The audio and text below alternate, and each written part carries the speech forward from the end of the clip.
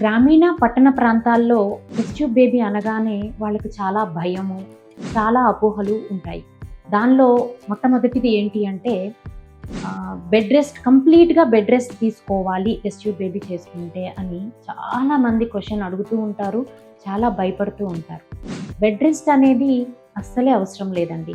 ఎందుకు అంటే న్యాచురల్‌గా మీకు ప్రెగ్నెన్సీ వస్తే ఎలా అయితే గర్భసంచిలో మార్పులు ఉంటాయో టెస్ట్ ట్యూబ్ బేబీని అంటే మనం బేబీని కూర్చోబెట్టిన తర్వాత గర్భసంచిలో 24 గంటల్లో అది గర్భసంచికి అతికిపోతుంది.